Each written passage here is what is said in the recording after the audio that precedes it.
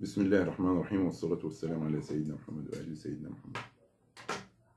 النهارده هنتكلم عن ماتش الأهلي والمصري اللي حصل فيه مهازل تحكيمية، واتحاد الكورة نايم ملوش دعوة بأي شيء، يعني بيقول لك أنا كل واحد واخد حقه.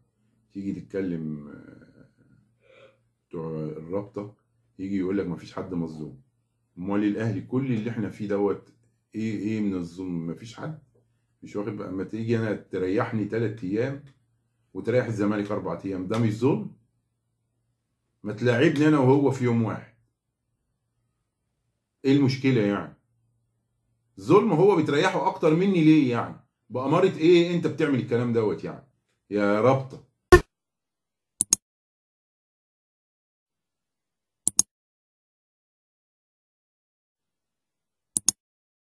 يعني انا مش عارف اتكلم مع الحاج حسين، يعني اقول له ايه يعني؟ والله الواحد تعب. بالنسبه للماتش اللي اسمه جايبين لنا حكم، يعني احنا ما نعرفهوش مين وليد عبد الرازق ده، وجايبينه بيقول لك ده كان لاعب قبل كده في نادي القناه. طب يعني نادي القناه يعني خط الاسماعيليه، ده خط القناه كله ما بيحبوش الاهلي، تجيب له انت حكم من هناك عاوز يقضي على الاهلي وجايب تعليمات يعني هو ما بيحبوش الاهلي خط القناه كله، وجايب له حكم من الاسماعيليه من القناه هناك؟ في ايه يا جدعان؟ في ايه يعني؟ ايه الموضوع يعني؟ في يعني نعمل ايه طيب يعني مش عاوزين نلعب؟ يعني عاوزين تدوا الدوري للزمالك، تدوا له الدوري للزمالك وخلصنا. انما ما تبقاش كده. ده جمال عبد الحميد بيقول لك انا عندي مفاجأة وانا هقولها. في حكم قال لي اصل كلاتنبرج جاي هيدي الدوري للزمالك للاهلي. هتدي الدوري للاهلي؟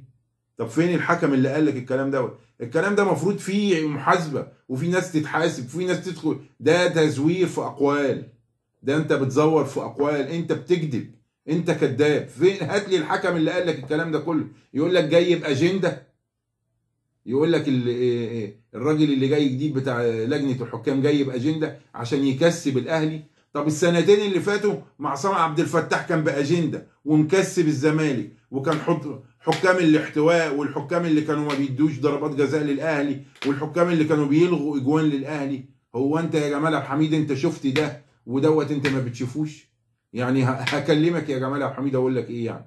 انت ما بتشوفش خالص يعني اعمل قلبك يعني؟ مفيش تمييز؟ لازم تميز ولازم تعرف ده من ده. الله. انما انت جاي تقول الراجل جاي من بره جاي باجنده عشان يخلي الاهلي هو اللي يفوز بالدوري. طب والسنتين اللي فاتوا بتوع عصام عبد الفتاح، وعصام عبد الفتاح مهاجم الراجل هيموته. لو الراجل ده يجي تحت ايده كان قتله عشان خد المصلحه منه. ايه يا عم عصام عبد الفتاح؟ ما تسيب الراجل طالما انت ما نفعتش في شغلانه، سيبه يمكن ينجح. ولا هي يا انا يا ما فيش. وبعدين نيجي نتكلم على وليد عبد الرازق دوت. يعني هو ما شافش التعويره بتاعت قفشه؟ 20 غرزه، 20 غرزه في عينه ما شافهاش. هو عيني خالص ما شافش الدم كان نازل شكله ايه؟ ما فيش انذار للجون؟ اهمال؟ ما فيش ضربه جزاء خالص؟ وبعدين الفاول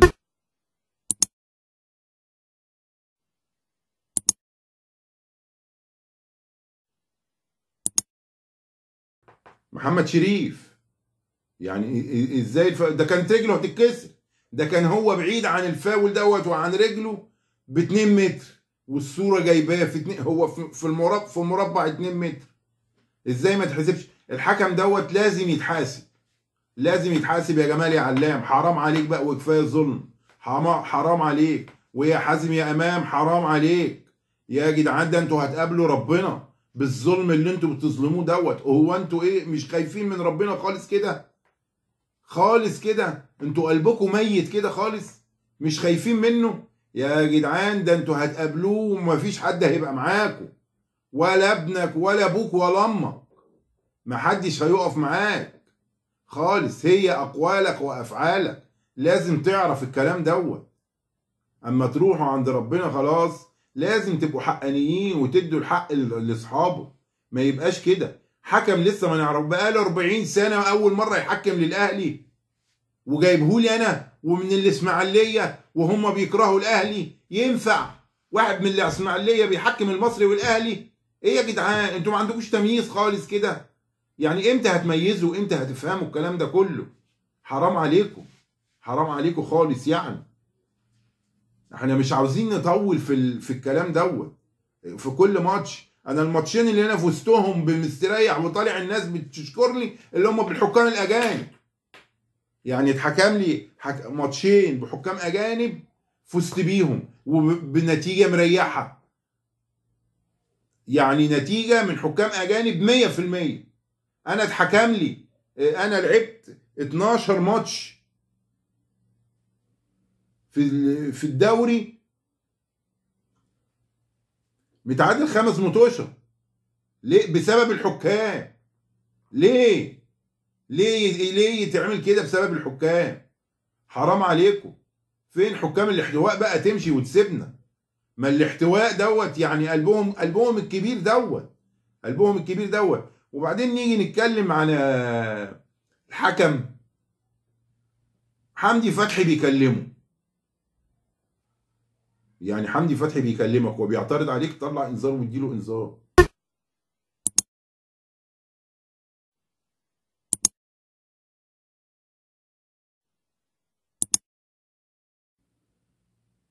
واما لقى محمود متولي جاي عليه عشان يكلمه، من غير ما يتكلم قام مطلع له انذار.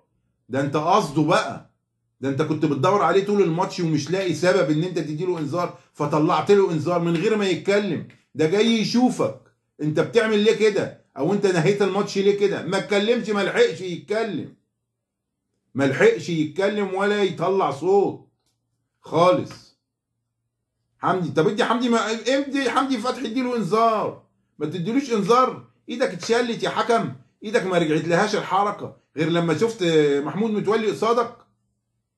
حرام عليك، يعني حرام عليك. انت هتعلم عيالك بانهي وش هتروح لعيالك تقول لهم يقولوا لك الحق تقول له كده؟ ويجي اسمه ايه دوت اللي اسمه محمد صلاح عبد الفتاح المحاضر الدوري يقول لك اصل انا عندي حاجات ما اقدرش اقولها. ما تقدرش تقولها يبقى ما تطلعش على الشاشه وتتكلم، ما تطلعش ابو الرجال وتتكلم. يا تطلع تتكلم وتقول ضميرك وتخلص ضميرك، يا اما ما تطلعش. لازم تبقى انت فاهم الكلام دوت. ضميرك، انت محاضر وهتطلع تقول للحق للناس، تقول ضميرك بيقول كده 1 2 3. ما تعرفش تقول 1 2 3 ما تطلعش، ما تقولش اي حاجه، وقول انا بعتذر، عشان تبقى الناس عارفه ان انت عندك حاجه وخايف ان انت تاذي ناس تانية. وبعدين انت محاضر دولي حكم، هتقول كلمه تعيب في حكم؟ لا يمكن. احنا ما عرفناش على مدى التاريخ، ما عرفناش على مدى التاريخ ان واحد في من نفس وظيفه واحد ان هو بيطلعه غلطان. ما فيش حكم بيطلع حد غلطان.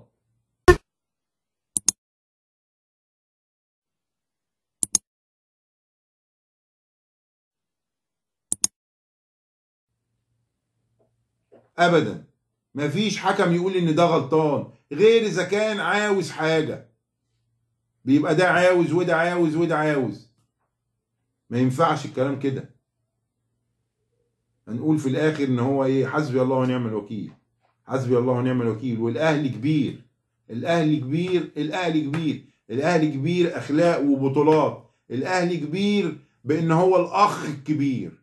لازم الناس تبقى فاهمه هو الاهلي الكبير. هو اما اخوك الكبير يقول حاجه يبقى انت لازم تسمع، واما اخوك الكبير يتظلم انت يا صغير يا اخ انت المفروض تحافظ على اخوك الكبير، لان اخوك الكبير اتظلم. انت هيجي يوم من الايام وتتظلم، ومش ساعتها مش هتقدر تتكلم ولا تفتح بقك. يعني حافظوا على بعض. الاهلي اخوك الكبير هنا هو في البلد، مش مفيش حد تاني هيعرف يجيب لك حقك. ممكن الاهلي يقف جنبك لو ليك حق ممكن الاهلي يقف جنبك، اقف جنب الاهلي عشان الاهلي يقف جنبك في يوم من الايام.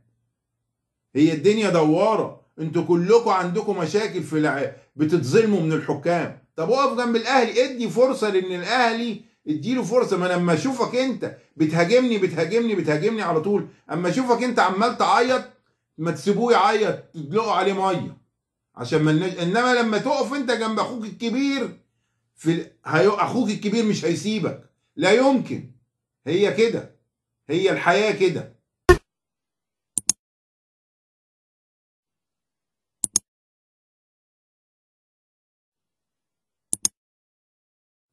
وهو ربنا عملها كده. والسلام عليكم ورحمة الله.